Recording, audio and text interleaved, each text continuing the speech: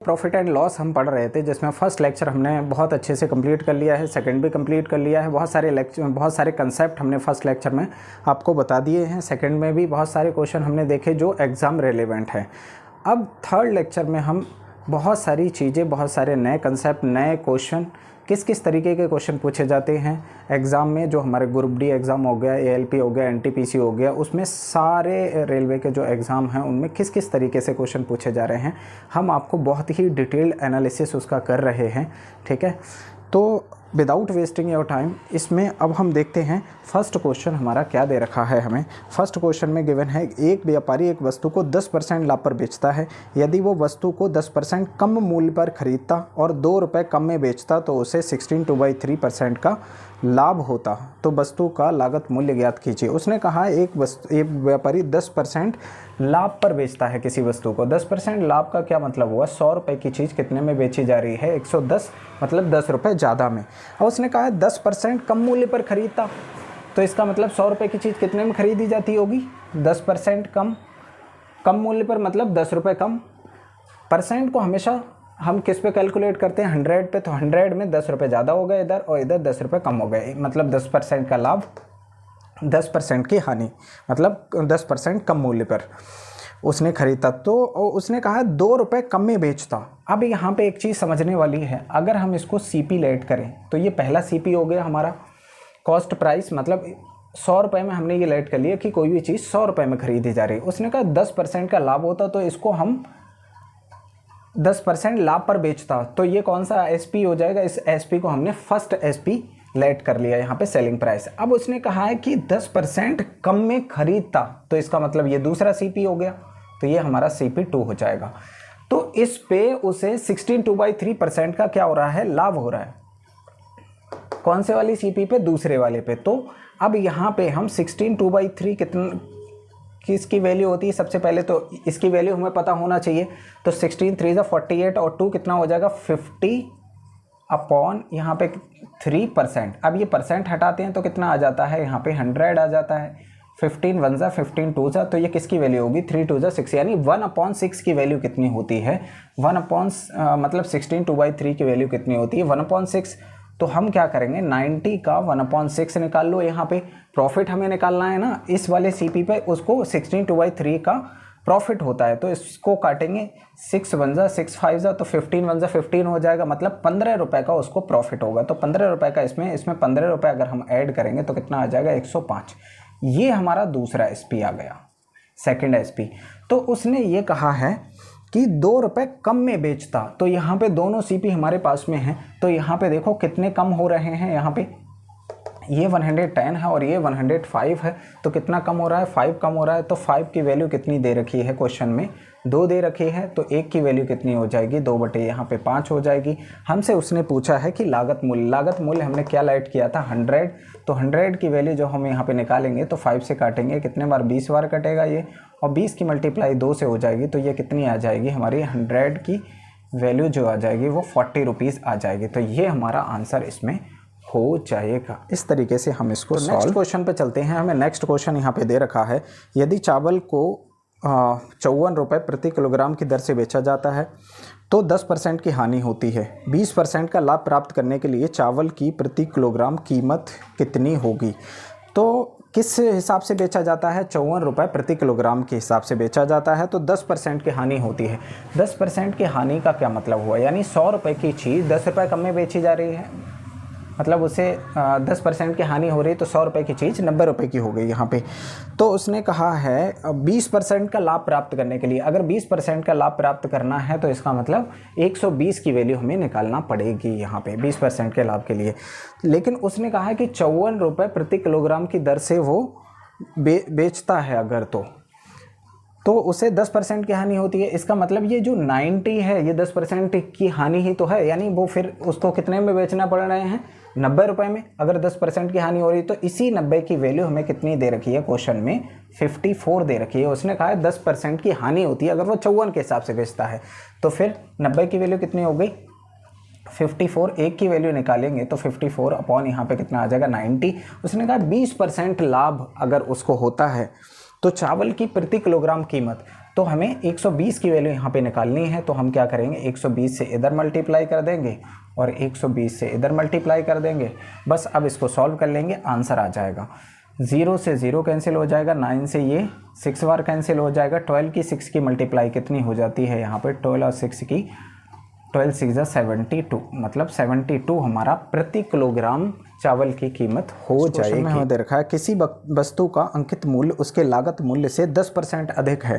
अंकित मूल्य पर 10% की छूट दी जाती है, तो विक्रेता का प्रतिशत लाभ या हानि परसेंट हमें यहाँ पे निकालना है। किसी वस्तु का अंकित मूल्य उसके लागत मूल्य से 10% अधिक है, 10% अधिक है लागत मूल्य से। तो यहाँ पे हम लागत मूल्य को क्या बोलते हैं, कॉस्ट प्राइस, ठीक है। तो लागत मूल्य हमारा ये हो गया, और अंकित मूल्य को हम बोलते हैं मार्क्ड प्राइस, और एसपी मतलब सेलिंग प्राइस ये होता है हमारा विक्रय मूल्य होता है। तो उसने कहा है लागत मूल्य से 10% अधिक है कौन, अंकित मूल्य मतलब मार्क्ड प्राइस। तो 10% अधिक है, इसका मतलब अगर ये 100 रुपये है तो ये 10 ज़्यादा होगा, 110 हो जाएगा ये, ठीक है। तो अंकित मूल्य पर 10% की छूट दी जाती है, तो इसका 10% निकाल लो। तो इसका 10% निकालेंगे तो क्या हो जाएगा, 1/10 हो जाएगा, मतलब 10/100 होता है। अगर हम 10% निकालेंगे तो 10% का मतलब 10/100 हो जाएगा। यहाँ पे 2 0 से ये 2 0 कैंसिल होंगे, तो मतलब 10% अगर हम इसका निकालेंगे 110 का, तो कितना आ जाएगा, 11 रुपये। तो वो 10% की छूट यहाँ पे दी जा रही है। तो 10% की छूट मतलब 10% की छूट कितनी हो गई, 11 रुपये। तो इसमें से 11 रुपये अगर हम कम कर दें तो ये कितना हो जाएगा, 99 रुपये यहाँ पे बचेंगे। अगर हम इसमें से 11 रुपये माइनस कर देते हैं तो अब यहाँ पे देखना है हमें सीपी कितना है, मतलब 100 रुपये की चीज़ कितने में खरीदी जा रही है, 99 में।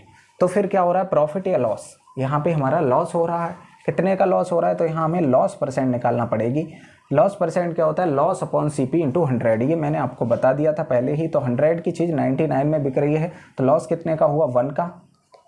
अब लॉस या प्रॉफिट परसेंट हम किस पे कैलकुलेट करते हैं, सीपी पे। तो यहाँ पे कितना आ जाएगा हमारा, लॉस अपॉन सीपी। सीपी कितना है, 100 है, और मल्टीप्लाई में 100 और परसेंट, ठीक है। ये फॉर्मूला मैंने आपको पहले ही बता दिया था। 100 से 100 कटेगा तो ये 1% का हमारा क्या आ जाएगा, यहाँ पे 1% का लॉस यहाँ पे आंसर। एक दुकानदार अंकित मूल्य पर 10% की छूट देने के पश्चात 12% का लाभ कमाता है, तो क्रय मूल्य तथा अंकित मूल्य का अनुपात ज्ञात कीजिए। 10% की छूट देने के बाद में 12% का लाभ हो रहा है उसको। तो 10% की छूट किस पर, 10% की छूट, दुकानदार अंकित मूल्य पर 10% की छूट देने के बाद में 12% का लाभ कमाता है। तो हमें क्रय मूल्य, विक्रय मूल्य का, क्रय मूल्य और अंकित मूल्य का अनुपात ज्ञात करना है। तो क्रय मूल्य क्या होता है हमारा, सीपी, और विक्रय मूल्य क्या होता है, मतलब अंकित मूल्य क्या होता है हमारा, एमपी मार्क्ड प्राइस होता है। तो इसके रेशियो का एक फॉर्मूला होता है, वो फॉर्मूला आपको ध्यान में रखना है। क्या होता है, 100 माइनस डिस्काउंट परसेंट और 100 प्लस प्रॉफिट परसेंट, ये होता है formula. CP upon MP is equal to 100 minus discount percent upon 100 plus profit percent. तो बस यही करना है, हमें कुछ नहीं करना है, इसमें वैल्यू पुट कर देनी है। तो 100 माइनस डिस्काउंट कितने का हो रहा है यहाँ पे, 15% का। तो यहाँ 15% नहीं, 12% का डिस्काउंट, 10% का डिस्काउंट है और 12% का लाभ है। 10% का डिस्काउंट और 12% का यहाँ पे लाभ हो रहा है उसको, तो यहाँ पे आ जाएगा 12, ठीक है। तो बस अब इसको सॉल्व कर लेंगे। तो 100 में से 10 जाएगा, 90 बचेगा। यहाँ 12, अगर इसमें से 12% का लाभ हो रहा है तो ये कितना हो जाएगा, 112 हो जाएगा। सॉल्व कर लेते हैं, यही हमारा आंसर यहाँ पे हो जाएगा। पहले इसको सॉल्व करेंगे तो ये कितना, 2 से कटेगा तो ये 45 बार कटेगा, 2 से ये कटेगा तो ये 56 बार कटेगा। तो सीपी और एमपी का यही हमारा रेशियो हो जाएगा। अगर हम सीपी रेशियो एमपी यहाँ पे लिखेंगे तो कितना हो जाएगा, 45:56। ये हमारा आंसर यहाँ पे हो जाएगा, ठीक है। इस तरीके से हम इसको सॉल्व करेंगे। बस ये वाला फार्मूला हमें ध्यान रखना है, 100 minus discount percent upon 100 plus profit percent. Next question पर चलते हैं। नेक्स्ट क्वेश्चन में हमें दे रखा है यहाँ पे, एक व्यापारी अपनी वस्तुओं के अंकित मूल्य पर 15% छूट देता है, तो उसे वस्तुओं पर कितना प्रतिशत मूल्य बढ़ाकर अंकित करना चाहिए ताकि उसे 19% का लाभ हो। तो यहाँ पे भी 15% की छूट है और 19% का लाभ है। तो हम सेम इसी क्वेश्चन की तरह इसको करेंगे। कितना बढ़ाकर अंकित करना चाहिए, उसने हमें छूट दे रखी है और अंकित मूल्य हमें दे रखा है, मतलब अंकित मूल्य पर लाभ उसने दे रखा है, क्रय मूल्य पर हमें उसने छूट भी दे रखी है। अंकित मूल्य पर 15% की छूट देता है और वस्तुओं को कितना बढ़ाकर, अच्छा 20% का उसे लाभ हो। तो तो कितने परसेंट, तो सबसे पहले तो हमें यही देख लेना है 100 माइनस डिस्काउंट परसेंट अपॉन कितने का डिस्काउंट दिया उसने और कितने का प्रॉफिट हुआ है, तो 100 प्लस प्रॉफिट परसेंट लगा दो वैल्यू। तो यहाँ पे 100 माइनस उसने हमें कितने परसेंट की छूट दे रखी है, 15% की छूट है, ठीक है। और कितने का प्रॉफिट की बात की गई है, 19 का प्रॉफिट की बात की गई है, ठीक है। तो ये कितना हो जाएगा 85 अपॉन 119, ये आ जाएगा हमारा, मतलब ये क्या आ गया, ये CP और MP का रेशियो आ गया। अब उसने हमें क्या कहा है, उसने हमें CP की वैल्यू ये रही, MP की वैल्यू ये रही, मतलब 85 और ये कितना है 119। उसने हमसे ये कहा है कि कितना बढ़ाकर अंकित करना चाहिए, कितना बढ़ाकर अंकित करना चाहिए। तो देखो ये मार्कअप परसेंट उसने हमसे पूछी है। मार्कअप परसेंट कैसे निकालते हैं, वो भी हमेशा CP पे ही निकालेंगे। तो यहाँ कितना बढ़ रहा है, अगर हम इसको देखेंगे तो यहाँ कितना बढ़ रहा है, 34 बढ़ रहा है। तो कितना बढ़ाकर अंकित करना चाहिए, तो वो चीज़ हमें यहाँ पे निकालनी है, कितने परसेंट बढ़ाकर अंकित करना चाहिए। तो यहाँ पे हम इसका डिफरेंस निकालेंगे, तो ये कितना आ जाएगा 34, ठीक है। और अपॉन में कितना आ जाएगा यहाँ पे CP कितना आ जाएगा 85 इंटू 100। बस इसको हमें सॉल्व कर लेना है, वही हमारा आंसर यहाँ पे हो जाएगा। तो 17 से कटेगा 2 बार, ये कटेगा 5 बार, और 5 से ये कटेगा 20 बार। इन दोनों की मल्टीप्लाई आपस में करेंगे तो ये कितना आ जाएगा हमारा 40%। ये हमारा आंसर यहाँ पे हो जाए। चलते हैं, हमें दे रखा है A ने B को 10% लाभ पर एक साइकिल बेची और B ने C को 20% लाभ पर साइकिल बेची।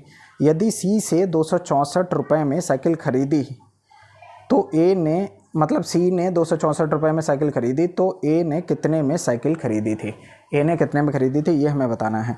तो A B C 3 लोग यहाँ पे दे रखे हैं, तो हम यहाँ पे लिख लेंगे A B और C। यानी A ने B को कितने परसेंट लाभ पे दी है, 10% लाभ। 10% का मतलब क्या हुआ, 10% लाभ का मतलब हुआ 10%, मतलब 10 अपॉन 100 हो जाएगा। यहाँ पे काटेंगे तो यहाँ पे कितना हो जाएगा 1/10, यानी 10 रुपये की चीज़ कितने में बेची जा रही है। अगर 1 रुपये का लाभ हो रहा है उसमें तो 11 की, यानी 10 रुपये की चीज़ कितने में बेची जाएगी, 11 रुपये में। 10% का लाभ हो गया। फिर उसने कहा B ने C को 20% के लाभ पे दी है। 20% के लाभ का क्या मतलब हुआ, 20/100, यही मतलब होगा। इसको काटोगे 1 बार और 5 बार, मतलब 5 रुपये की चीज़ कितने रुपए में दी है उसने, 6 रुपये में। तो यानी B ने C को दी है 5 रुपये की चीज़ 6 रुपये में दी है। 20% का लाभ उसने मतलब दिया है यहाँ पे। और C ने कितने में खरीदी है, 264 में। तो A ने कितने में खरीदी थी, ये हमें बताना है। तो देखो इसको यहाँ रेशियो में हमने इसको कन्वर्ट किया है, तो इसके सामने वाला जो खाली जगह होती है वो सामने वाला ही लिख दिया जाता है रेशियो निकालने के लिए। यहाँ पे कितना है खाली, सामने कितना है 11 है, तो 11 है, तो यहाँ पे हम 11 लिख देंगे। अब यहाँ मल्टीप्लाई कर लो तो ये कितना हो जाएगा 50 हो जाएगा। यहाँ करेंगे 11 पंजे 55 हो जाएगा, 66 हो जाएगा। बस अब हमें ये देखना है कि उसने कितने में खरीदी है, C ने खरीदी है 66 रुपये में। मतलब यहाँ 66 दिखा रहे हैं, क्वेश्चन के हिसाब से यही वैल्यू कितनी है 264। तो फिर A की वैल्यू हमें यहाँ पे निकालनी है। तो 66 की वैल्यू ये हो रही है, तो A की वैल्यू यहाँ पे अगर हम निकालेंगे तो ये कितनी हो जाएगी 264 अपॉन में कितना आ जाएगा 66। 11 से काट लो, 11 से 2 बार 4 बार कटेगा, 11 से 6 बार कटेगा, और 6 से कितने बार कटेगा 4 बार कटेगा। मतलब A की वैल्यू कितनी आ गई 4 आ गई। हमें किसकी वैल्यू निकालनी है 50 की। तो 50 से इधर मल्टीप्लाई कर दो और 50 से ही इधर मल्टीप्लाई कर दो, तो आंसर कितना आ जाएगा 5 4 जा 20, मतलब 200 रुपीज़ में उसने खरीदी होगी। किसने, A ने। ठीक है, तो इस तरीके से हम इसको बहुत ही आसानी से रेशियो में कन्वर्ट करें। नेक्स्ट क्वेश्चन हमें दे रखा है। नेक्स्ट क्वेश्चन में एक वस्तु अंकित मूल्य पर 5% छूट देकर 950 की है, वस्तु का अंकित मूल्य क्या है। तो 5% की छूट का मतलब ये हुआ 100 रुपये की चीज़ कितने रुपए की है, 95 रुपये की है, लेकिन क्वेश्चन के हिसाब से वो कितने की है 950 की है।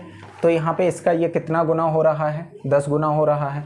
तो उसने कहा है लागत मूल्य, तो इसका भी 10 गुना कर दो, वही आंसर हो जाएगा। तो 10 से मल्टीप्लाई हम इधर करेंगे तो कितना हो जाएगा 1000, मतलब ये हमारा आंसर यहाँ पे हो जाएगा। तो इस तरीके से सारे क्वेश्चन जो हमने आज सॉल्व किए हैं, आप पहले तो रिवाइज़ करें इनको बहुत अच्छे से, फिर बुक से सारे क्वेश्चन करने की कोशिश करें जो मैंने कराए हैं। उसी मेथड पे अगर आप क्वेश्चन करेंगे तो बहुत ही अच्छे से आपको कंसेप्ट समझ में आ जाएगा, क्योंकि रिवीजन इज़ द की। आप जितना ज़्यादा रिवाइज करेंगे उतना ही ज़्यादा माइंड में आपके क्वेश्चन समझ मतलब आपकी बढ़ती जाएगी। ठीक है, तो इसी तरीके से आपको ज़्यादा से ज़्यादा क्वेश्चन सॉल्व करने हैं और फिर बाद में मॉक टेस्ट आपको लगाने हैं, तो फिर डेफिनेटली आपका मतलब मैथ काफ़ी स्ट्रॉन्ग हो जाएगा। ठीक है, इसी तरीके से आप प्रैक्टिस करते रहिए। मिलते हैं फिर नेक्स्ट वीडियो में।